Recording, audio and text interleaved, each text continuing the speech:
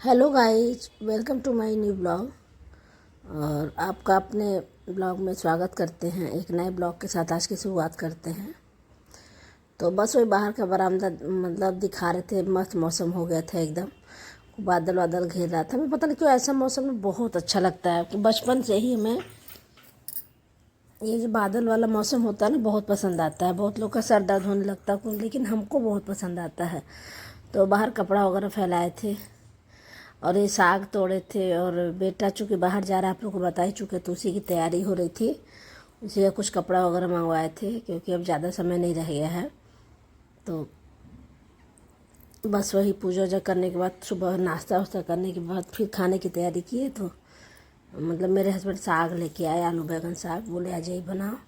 चूँकि साग इसमें बहुत गंदा आ रहा है, लेकिन पता नहीं कहाँ से इनको कोई दे दिए। इतना कूड़ा था कि बहुत गुस्सा आ रहा था। पर क्या करें, मजबूरी रहती है ना कभी कभी कि कोई ला दे तो फिर बनाना ही पड़ेगा आपको। तो फिर किसी तरह उसमें से छाँटे और छाँट के फिर बनाए हम। और मतलब बनाने का क्या, जैसे अलग अलग पत्ता किए, पूरा साफ़ सुथरा करके फिर उसको खूब अच्छे से पानी से धुले। क्योंकि साग वगैरह में ये सब भी तो काम रहता है कि जब भी साग लीजिए तो उसको अच्छे से सफाई करिए। उसके बाद फिर कम से कम 3 से 4 बार धुलिए। नहीं धुलेंगे तो फिर वही किट आएगा। तो मिट्टी वगैरह देख रहे कितना ज़्यादा गंदगी था। तो कुल मिला के कैसे कैसे फिर धुले हम। धुलने के बाद फिर ये देखिए मेरी लोहे की कढ़ाई है। और हम तो कहेंगे जब भी आपको आलू बैंगन साग बनाना हो ना तो लोहे की कढ़ाई में ही बनाइए। क्या मस्त एकदम लल्लन टाप बनता है, एकदम बहुत मस्त बनता है साग वगैरह लोहे कढ़ाई में। तो बस इसके लिए हम मिर्चा और लहसुन वगैरह काट रहे थे छोटा छोटा पीस में। और इधर कढ़ाई चढ़ा ली थी। अरे हमें तो लगता है बनाने सबको आता है, बस ये था कि बहाना चाहिए किसी से बात करने का। तो बस वही मान लीजिए कि इसीलिए हम आप लोगों से बात करने की वजह से ही हम ये वीडियो बनाते हैं। नहीं तो वैसे तो सबको बनाने आता है, बस ये होता है कि कोई रीज़न होना चाहिए ना कि कैसे आप लोगों से कोई कंटेंट बनाए। तो इसलिए हम ये रिकॉर्डिंग करते हैं। अदरवाइज हमको पता है कि सबको आता है लगभग।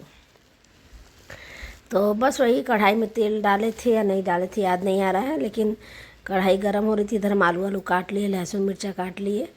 और उसके बाद फिर तेल भी डाले होंगे, हो सकता है। देखिए रिकॉर्डिंग के समय माइक मेरे पास है नहीं, तो हम बाद में रिकॉर्ड करके डालते हैं तो हमें याद ही नहीं रहता कि हम एक्चुअली में डाले हैं कि नहीं डाले हैं। फिर उसके साथ हम मेथी भी ले लिए थे क्योंकि आलू बैंगन साग में मेथी की ज़रूरत, अगर मेथी नहीं डालेंगे ना तो फिर वो मज़ा नहीं आता है। तो हम कटोरी में लहसुन मिर्चा और मेथी एक साथ ही कर लिए थे। तो बस जब तेल से धुआं निकलने लगा तो उसके बाद हम इसमें जो है कि फिर से तड़का लगाएंगे। तड़का क्या लगाना, जाहिर सी बात है आप लोग को पता ही होगा। बस वही छौंक लगाना है। छौंक लगाने के बाद इसमें हम जो है कि अपना, और देख रहे तेल कितना गर्म हो गया था। धुएं से ही अंदाज़ा लग रहा होगा कि तेल अच्छा खासा गर्म हो गया था। तो तेल जब गर्म हुआ तो उसके बाद हम इसमें तड़का लगाएं, मिर्चा लहसुन मेथी का। और जब वो गर्म हो गया तो उसके बाद उसमें आलू डाल दिए। और आलू को एकदम लाल लाल, जैसे हमारे यहाँ मेरे ससुराल में ना आलू वगैरह बहुत फ्राई किया जाता है शुरू से। जैसे अम्मा मेरी सास जैसे बनाती रही हैं तो वैसे ही हम भी बनाते रहे हैं। क्योंकि मेरी सास मेरी मतलब मेरी अम्मा जो है मेरे हस्बैंड को हमेशा अपने हाथ से वैसे ही बना के खिलाई हैं। तो उनको वही टेस्ट चाहिए होता है। अगर उससे अलग बनाओ तो कहेंगे तुम अम्मा की तरह नहीं बनाई, अपना दिमाग न लगाया करो। तो बस जिस प्रोसेस में मेरी सास बनाती हैं खाना, उसी प्रोसेस में हम भी बनाते हैं। तो बस इसी तरह हमारे यहाँ कोई भी सब्ज़ी बनती है ना तो उसको आलू अच्छे से फ्राई किया जाता है।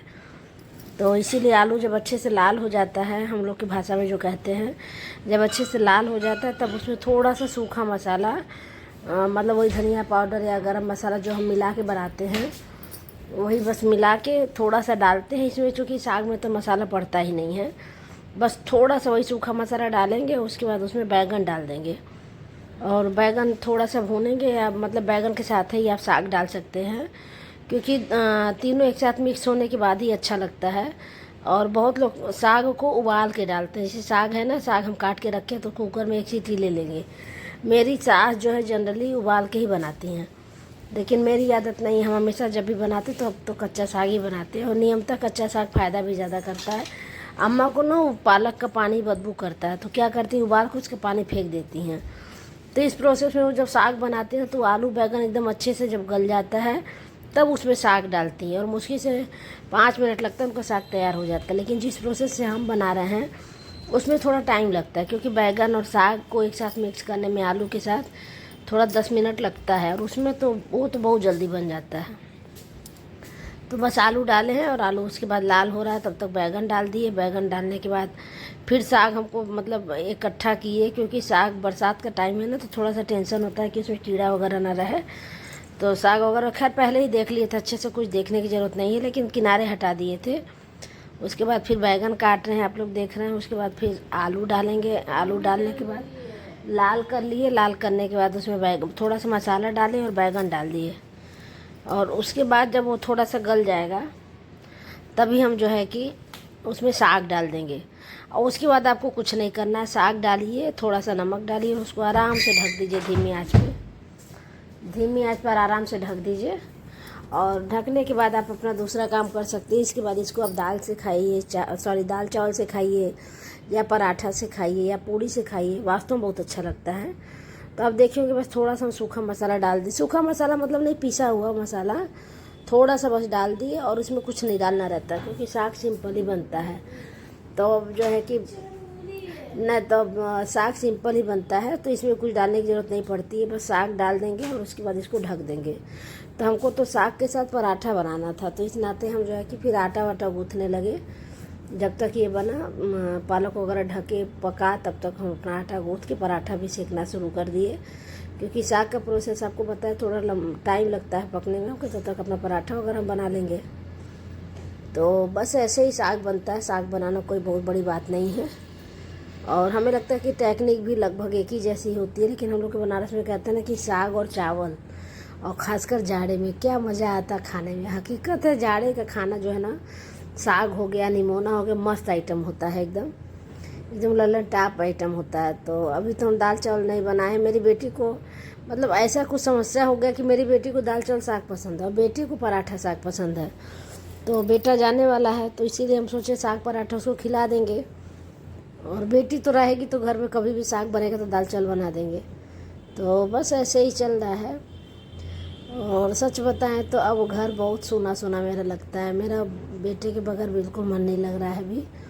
देखिए कोशिश कर रहे हैं लगाने की, लेकिन फिर भी रह के तो पता नहीं, शायद माँ इसीलिए बने हैं। हमें तो अंदाज़ा नहीं लगा था कि हम इतने कमज़ोर हैं और मेरी ये हालत हो जाएगी। क्योंकि हम लगता था कि बच्चों को लगता था हम बहुत स्ट्रिक्ट हैं, हम बहुत वो हैं, हम ज़्यादा बच्चों से दुलार प्यार नहीं करते, वो नहीं करते। लेकिन एक समय के बाद ना अक्सर इंसान कमज़ोर ही हो जाता है। तो जो कि बस ऐसे ही बीत रहा है समय, धीरे धीरे करके। हमको पता है ये समय बीत जाएगा, लेकिन यादें ज़िंदगी भर रह जाती हैं। तो बस ऐसे ही लाइफ चल रही है, मस्त वाली एकदम। अब देखिए साग में नमक वगैरह भी डाल दिए हैं। अब बस इसको ढकेंगे। ढकने के 5 से 7 मिनट बाद ही अपने आप गल जाएगा साग। तो फिर हम उतार देंगे। उतारने के बाद इसको लोहे की कढ़ाई में बनाने का एक डिसअपॉइंट रहता है कि आप तुरंत इसको खाली करिए। अगर आप लोहे की कढ़ाई में कुछ भी आइटम बना रही हैं, तो जब तक गरम गरम कढ़ाई चूल्हे पे चढ़ी हुई है तब तक तो आप लेके खा लीजिए, खिला लीजिए किसी को। लेकिन जैसे ही आप चूल्हा बंद करेंगे तुरंत आपको साग को निकालना पड़ेगा, अदरवाइज जो पूरा ख़राब हो जाता है। लोहे में एक ही दिक्कत होती है, अदरवाइज बनता तो बहुत मस्त है। तो आप देख ही रहे कितना बढ़िया कलर आ रहा है। तो लगभग मेरा 75% के 80% साग पक चुका है। बस सीम पे छोड़ दिए थे हल्का सा और पकने के लिए। फिर इधर हम तावा चढ़ा दिए थे पराठा सेकने के लिए।